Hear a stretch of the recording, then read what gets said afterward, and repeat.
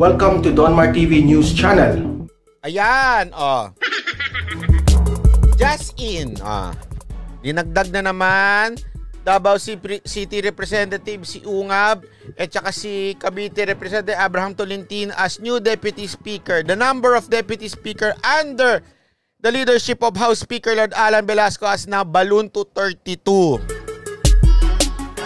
The House also removed Anak Kalusugan, Mike Defensor, and former Speaker, ganyan. He was replaced sa Provinciana ako party list by Bonito Singson. At sa ibaba naman, yung nagre-reklamong si Tingking Pugok, sabi niya noon, record 22 Deputy Speaker. Kini-question niya, why do we have so many expensive Deputy Speaker? Pero ngayon, ito si Tingking Pugok, na hindi man lang nagsasalita, 32 na. Dati 22 lang nagsalita siya, ngayon plus 10. Hoy, RJ Nieto aka Tingking Pugok. Ay, Tingking Pugok tuloy, Tingking Pinoy. Makinig kang mabuti sa akin, ha. Bikini man.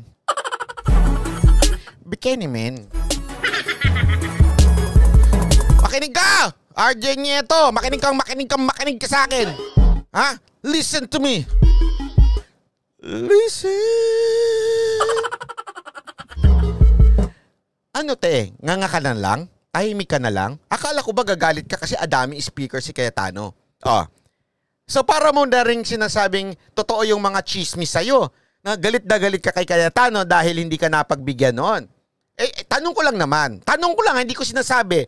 Kasi bakit galit ka kay Cayetano noon na 22 lang ang Deputy Speaker? Ngayon, 32 na, hindi ka nagagalit. Anong meron?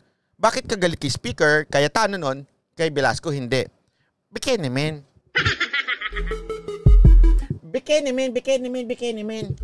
Ha? Ito lang ang sagot ko sa'yo. Alam mo kung ano sagot ko sa'yo, makinig ka mabuti, ha? RJ Nieto, alias Tingking Pinoy, makinig ka. Sana all para makapunta rin ako sa Singapore. Ayan sabi ni Siberi Victoriano, hindi makapaniwala na speaker na siya, Velasco, kaya nilagay pangalan sa Christmas tree. Ano ba yan? Alam mo ko sa'yo, Brad. Velasco, makinig ka! Lagay mo na lang din niya sa ibabaw ng maglagay ka ng tarpaulin niya sa ibabaw ng flag ng Pilipinas diyan sa loob ng House of Representative. Nakalagay dyan, House of Velasco. Ako ang speaker, Velasco. Ganon! Para malaman na lang lahat ng tao. Parang gusto mong iangat ang buhay mo. Oo boss, kahit ilagay niya pa sa noon niya ni Velasco. Hindi, alam mo, gusto kong regaluhan si Speaker Velasco. Sa totoo lang, promise. Kung meron mo ba akong kakilala dito na na gumagawa nung yung ganon, yung ano ba tawag doon, yung kwintas na mga pang-hip-hoppers. Tapos nakalagay dyan, Speaker Velasco. Tapos ilalagay ko dun sa karton. Paglagay ko sa karton, sa kasulat doon, hiyang-hiya naman kami sa'yo. Ha? I-announce mo na sa buong mundo na ikaw ang speaker. Suotin mo ito para alam ng lahat ng tao. Ito pa. Ito talaga, iinit ang mga puwet ninyo. Mag-iinit ang puwet ninyo kasi nung napanood ko to, gusto kong basagin yung TV ko. Grabe ito. Sabi ko talaga, grabe ito. Wala na nga akong grabe. Panoorin natin. Pagbabakuna sa mga empleyado sa Kamara, mga nagko-cover na media at 5 miyembro ng kani-kanilang pamilya, pinondohan na. Pero mga kongresista, kasama kaya sa priority list? Wait tingnan mo. Media, pinondohan niya na. Kaya naman pala, nung panahon ng labanan ng speakership, sunod-sunod yung labas ng media, Mga media! Anak kayo ng tutsa! Ang ganda-ganda ng buhay nyo dyan sa house, Libre pa kayo sa vaccine ng kakapal ang mukha ninyo, Mga animal kayo, Ang kakapal ang mukha ninyo, kami magbabayad ng vaccine nyo? Mga Para gumanda yung pangalan ng House of Rep Velasco? Ang lupit nyo, mga media, mga ukit, nawa kayo! Ang detalye sa ulat ni Daniel Manalastas. 50 million pesos ang ilalaan ng... Wow, 50 million pesos! Hiyang-hiya naman kami sa inyo, mga animal kayo. Nga, magtrabaho tayo lahat, magpakapagod tayo, kahit paus-paus na tayo. Magtrabaho tayo para may pambayad tayo ng tax dito sa mga animal na to. Tayo pa magbabayad. Ayaw pa. At kami magbabayad ng vaccine ng mga media ng Congress. Ano to? Papangkapulungan para sa bakuna para sa mga empleyado rito. Kasama rin ang 5 immediate family members, pati mga miyembro ng media na nagko-cover sa mababang kapulungan at 5 kasapi ng kanilang pamilya. This is not right. This is not right. This is not right. This is not right. Pati yung media, pati yung 5 sa mga membro ng kapamilya nila kami magbabayad ng vaccine. Abay, mga animal pala kayo eh.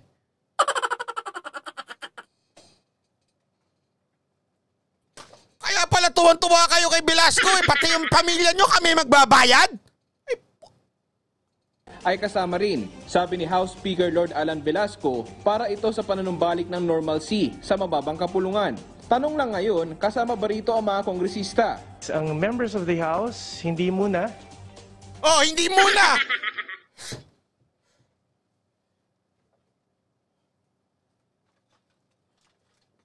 Bastusan na to ah! We'll start to get the vaccines first for the employees and the media. And then kung may, and their families, and kung may natira, then that's the time we'll use them for the House members and also 5 of their immediate members.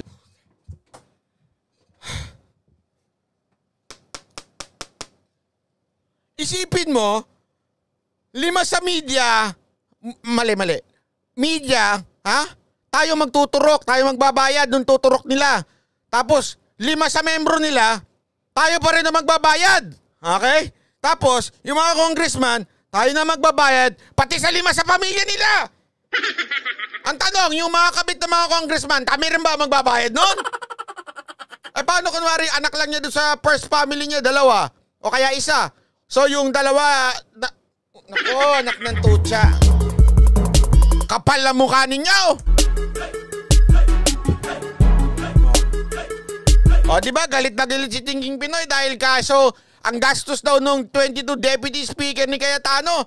Dito, 32 na nga, tapos sagot pa natin yung vaccine. Wow, Brad, ibang level mo. Brad, ibang level ka.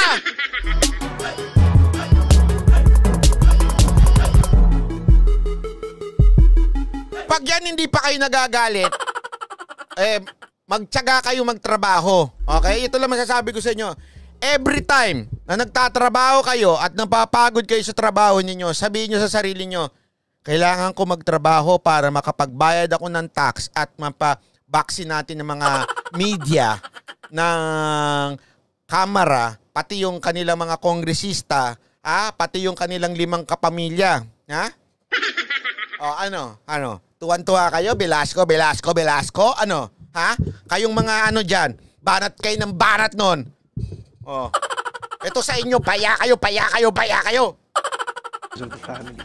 Sa pagtatapos naman ng taon, aminado si Speaker na isa sa humadlang sa kanila ay ang nangyaring issue sa speakership, partikular sa banggaan nila ni dating House Speaker Alan Peter Cayetano. Dagdag pa dyan ang nangyaring problema sa pag-alburuto ng Bulkan Taal at ang problema sa pandemic. Sa kabila niyan, tiniyak ni Velasco na naisagawa nila ng maayos ang legislative agenda ng Pangulo. At least right now, after 2 months, I think medyo we can say na nag-unify na ang House. Nag-unify? Paano nag-unify kung tinanggal mo lahat ng mga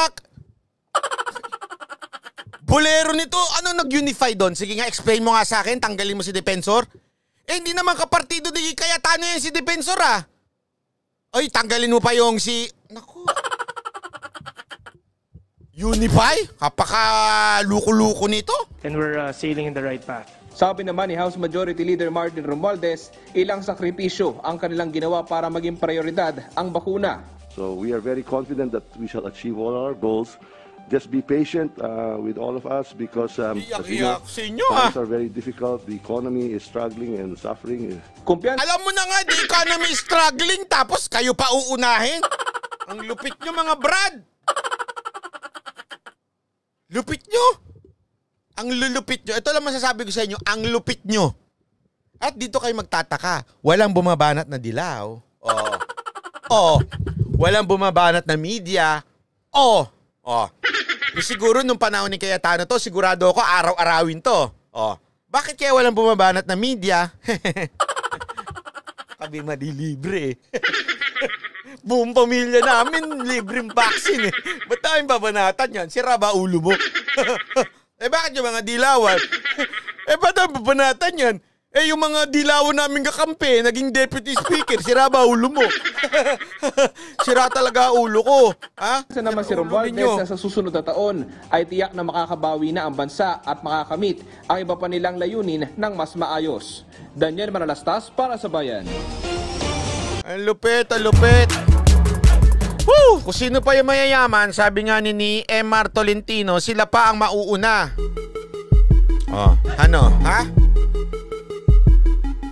Bakit di umiimik si Tingking Pugok? Yun nga, nagre-reklamo na siya doon sa 22 dahil magastos. Eto, mas magastos pa. Pakita uli natin.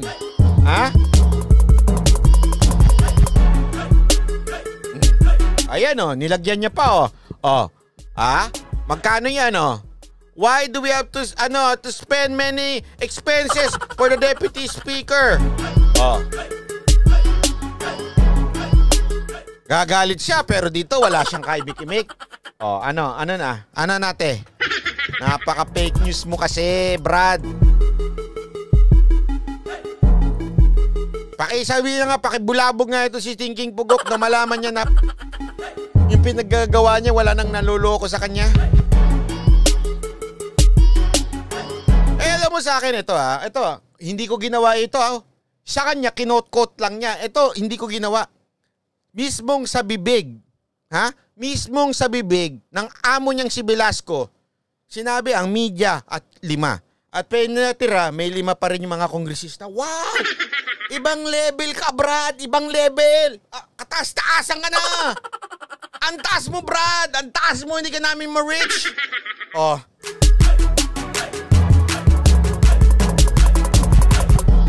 Grabe, no? Ang baboy nyo ngayon sa Congress. Hindi ko maintindihan Siyempre, dapat pauunahin muna yung mga frontliner, di ba? Tapos kayo mauuna. Tapos mag-aalat kayo ng ganyan. So, isipin mo to kasi siyempre, baka sabihin ng iba, bakit magkaiba sila ni Pangulong Duterte? Executive branch yun, may budget ang executive branch. Ito, yung budget ng legislative, which is budget ng Kamara. Isipin nyo na lang, 50 million ang mababawas so kung saang mang proyekto o kung saan mang gagamitin ng mga kongresista. 50 million ang mawawala dahil ituturok lang nila sa mga media at sa kanilang mga kongresista. Ang galing palakpakan! Pero alam mo, sa totoo lang, believe din ako kay Velasco. Ang galing niyang pumlano para sa 2022. Talagang planado na Talagang busugin mo media, tingnan ko lang. Di ba? Ito, kung ikaw media, yan ang narinig mo. Wow! Libre na kami ng vaccine. May utang na loob na kami. Pati yung 5 pamilya namin. Babanatan ko ba itong speaker na ito? Magiging critic pa kaya ako? Hindi. Puro papuri na lang, pasasalamat. Puro, ikaw na ang savior ng Kamara.